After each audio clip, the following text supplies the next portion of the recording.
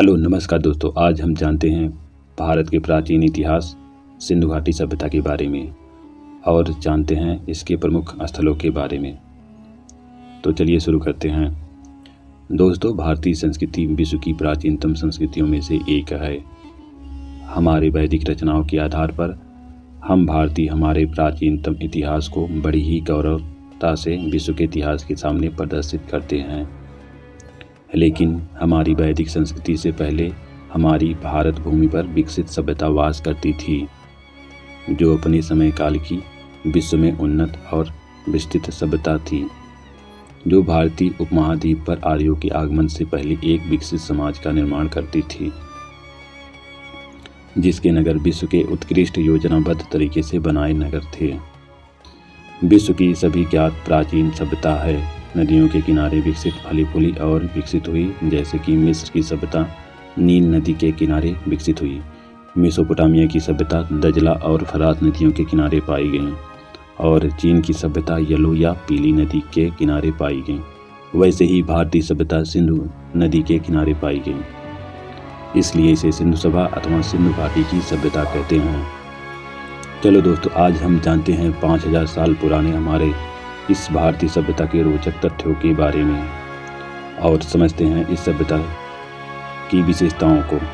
इसे दुनिया की सबसे उन्नत सभ्यता का दर्जा देती है। दोस्तों, साल 1826 ईस्वी में सर चार्ल्स मैसन नाम के एक अंग्रेज व्यक्ति ने भारत के उत्तर पश्चिम पंजाब क्षेत्र का दौरा कर रहे थे, जो कि आज के पाकिस्तान का पंजाब प्रांत है। इन्होंने वहां का हड़प्पा क्षेत्र में ज़मीन के नीचे दबे पुरातत्व अवशेषों का निरीक्षण किया और सन 1842 ईस्वी में एक लेख लिखकर सर्वप्रथम दुनिया के सामने इस बात को प्रदर्शित किया।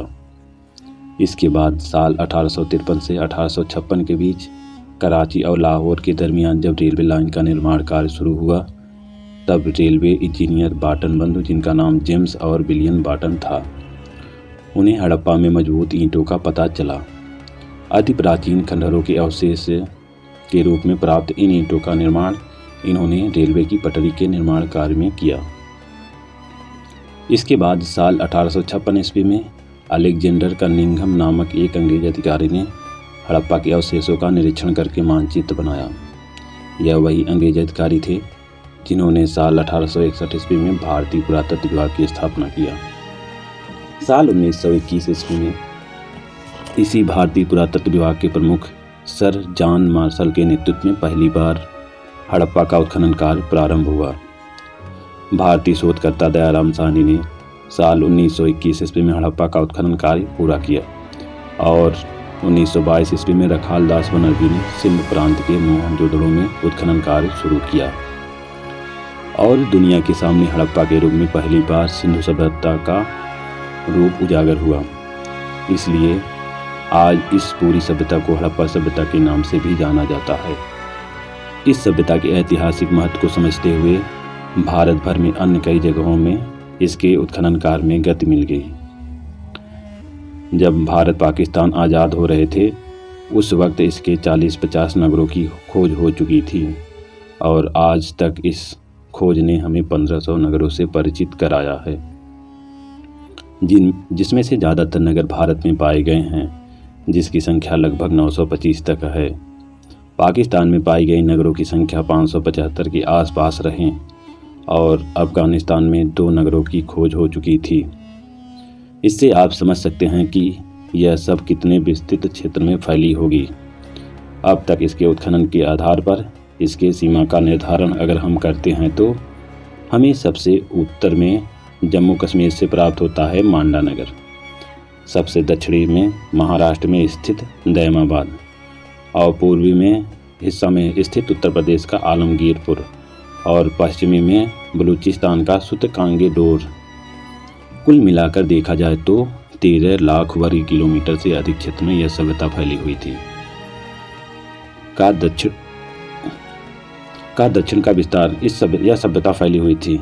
उत्तर दक्षिण का विस्तार 1400 किलोमीटर तक माना जाता है और पूर्व पश्चिम का विस्तार 1600 मीटर तक माना जाता है।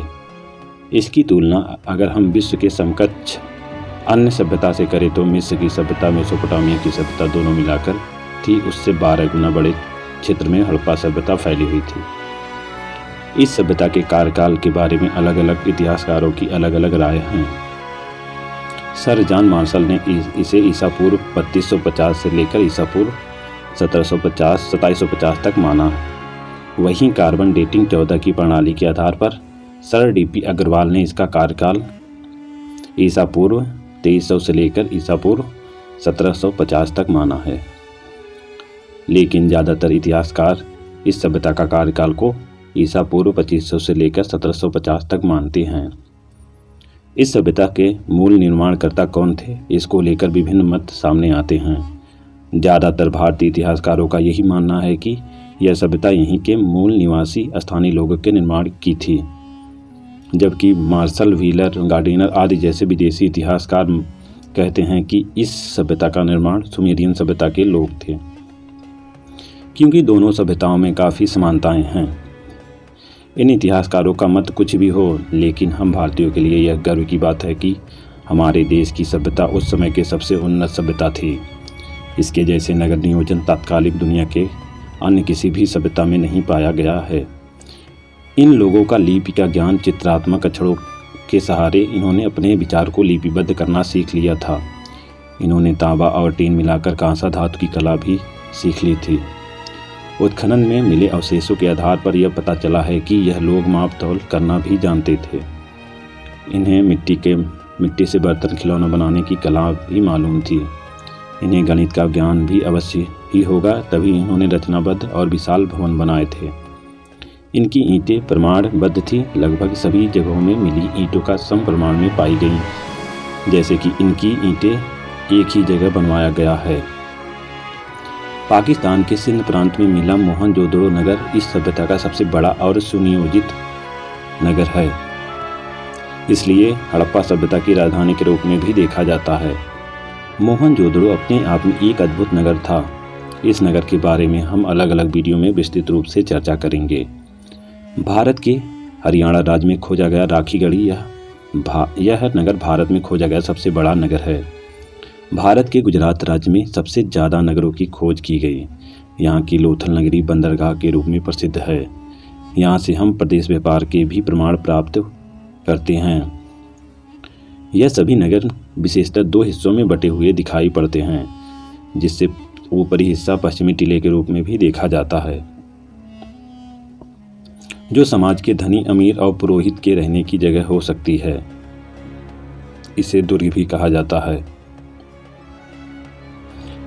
दूसरा हिस्सा पूर्वी टीला, जिसमें किसान, मजदूर, जनसाधारण वर्ग के लोग रहते होंगे।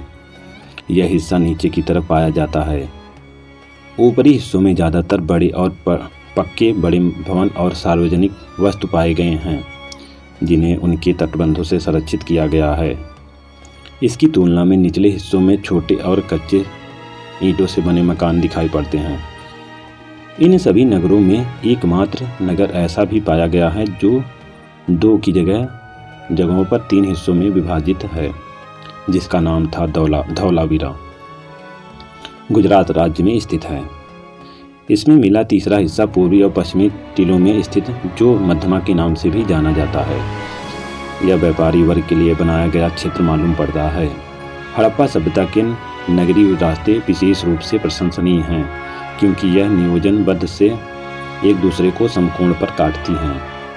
इस पद्धति को ग्रिड पद्धति भी कहा जाता है। मुख्य रास्ता 10 मीटर तक चौड़ा पाया गया है। उससे मिलने वाले अन्य रास्ते 3 से 4 मीटर तक चौड़े पाए गए हैं। सभी के घरों के दरवाजे मुख्य रास्ते की ओर न खुलकर गली की ओर दिखाई पड़ते हैं। घर में कुआं, स्वच्छता गृह और जल निकासी के लिए नालियां मिलती हैं, जो मुख्य नाली से जुड़कर खराब पानी को शहर से बाहर ले जाती हैं। यह सभी नालियां ऊपर से ढकी हुई हैं। गुजरात के धौलावीरा नगर में लकड़ी की बेहतरीन नालियां पाई गई हैं। यह सभ्यता विशेष रूप से अपने सामूहिक स्नान गृह, सभागृह, अन्न भंडार और गोदामों के लिए प्रशंसनीय मानी जाती है। इनके खान पान में गेहूं, जौ, तरबूज, खरबूजा, खजूर, राई, सरसों, तिल और कहीं कहीं जगहों पर चावल आदि के दानों के प्रमाण पाए गए हैं। सजने संवरने के लिए यह लोग सोना, चांदी, हाथी के दांत, शंख, सीपी, मनके से बने आभूषणों का इस्तेमाल करते थे और इनकी वस्त्र सूती, ऊनी, कढ़ाईदार पाए गए हैं। दोस्तों, हड़प्पा सभ्यता की आज तक खुदाई में कहीं भी अस्त्र शस्त्र जैसे लड़ाई से जुड़ी कोई भी सामग्री नहीं पाई गई है, जिससे यह प्रतीत होता है कि यह सभ्यता शांतिप्रिय सभ्यता थी जो व्यापार और विकास में विश्वास रखती थी। इनके लिपि, चित्रात्मक पढ़ पाना आज तक इतिहासकारों के संभव नहीं हो पाया है, लेकिन जब यह लिपि को पढ़ा जाएगा तब इस सभ्यता से जुड़े बहुत से राज खुल जाएंगे। शायद वह राज्य हम भारतीयों के लिए और भी गौरव की बात होगी। इसी आशा को मन में रखते हुए आप सभी दोस्तों से यहीं रुकने की आज्ञा चाहता हूँ। अगर आपको मेरी जानकारी अच्छी लगी हो तो अपने दोस्तों के साथ शेयर कीजिए, वीडियो को लाइक करके कमेंट में अपनी राय जरूर दें। चलो दोस्तों, मिलते हैं अगले वीडियो में। तब तक के लिए नमस्कार, जय हिंद।